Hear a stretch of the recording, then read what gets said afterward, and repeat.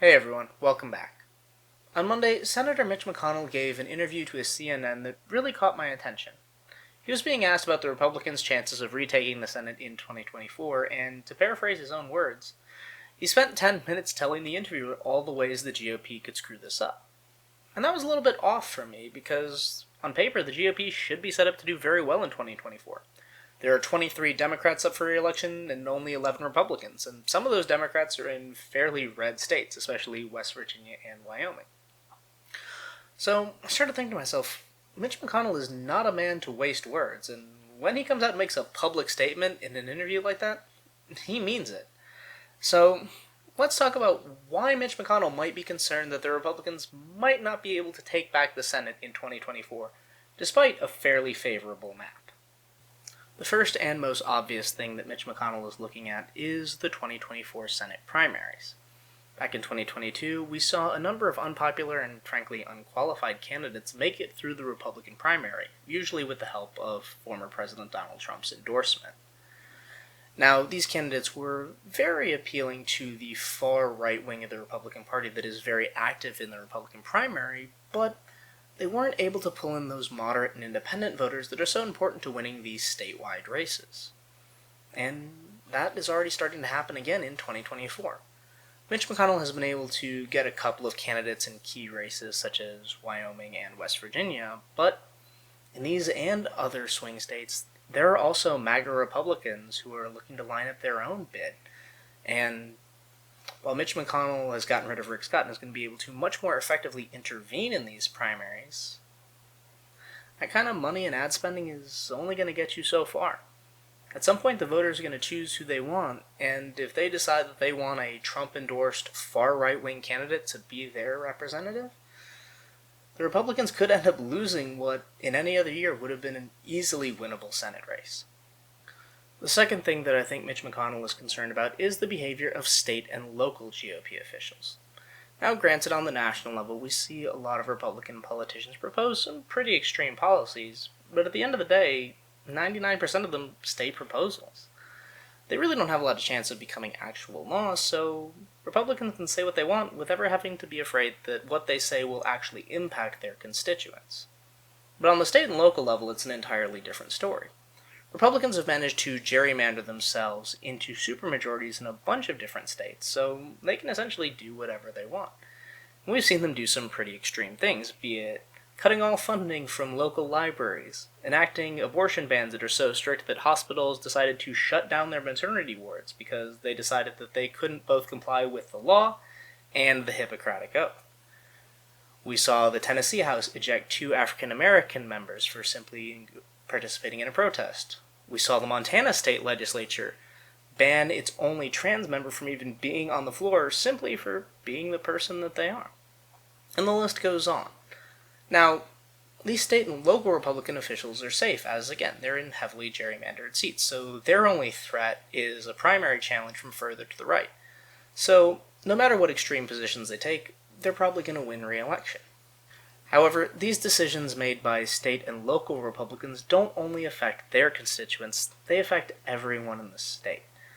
And when we look at statewide races, we find that, while yeah, there tends to be a lot of red area in these states, land doesn't vote, people do. And there are usually a lot of Democratic voters to be found in urban areas within otherwise red states. For example, let's look at Kansas and Kentucky, both very red states. But both of these states have a Democratic governor at the moment, showing that, yes, if Republicans at the state and local level are too extreme, there are enough moderate, independent, and Democratic voters to cause a Democrat to win statewide elections. And Senate races are statewide elections, so if Republicans at that state and local level are acting far too extreme for their constituents and for really the voters across the state, it's very possible that they could decide to take out their frustration at local Republicans on the National Republican Party. And voters could decide that it's time for a Democrat to win a statewide election in an otherwise red state. The third and final thing I think Mitch McConnell is looking at is who will be the Republican presidential nominee in 2024. We know that the person at the top of the ticket can have a huge impact on down-ballot races, both positive and negative, and if we go by the current polling, Mitch McConnell doesn't have a lot of great options in front of him. On the one hand, he could get former President Donald Trump, who has a proven track record of losing both presidential and Senate elections based on his endorsements. If not Trump, the next in line would be Ron DeSantis, who is already becoming more unpopular among Republicans as he is slipping in Republican primary polls, but he's also continuing to enact policies that are broadly unpopular on the national level.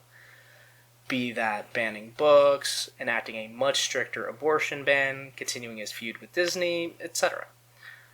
And when it comes to these kinds of candidates, those moderate and independent voters that are so important to winning swing elections might say, yeah, I don't like Trump or Trump 2.0, so I'm not going to vote for them or for any other Republican who would support them.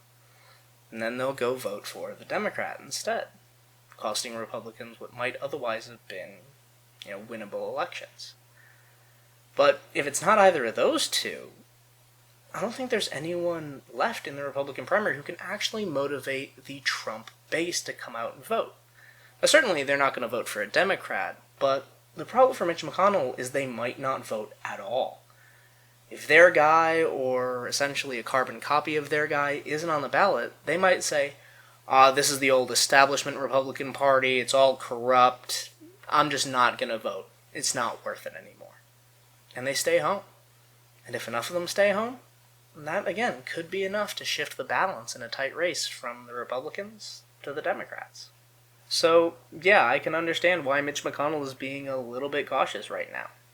On paper, 2024 looks good for Republicans, but based on who might end up coming out of the primaries, the general behavior of state and local Republicans, and the potential candidates for the Republican presidential nominee, I could see where things might end up not going the way Republicans would like, much the same way that there was no red wave in 2022.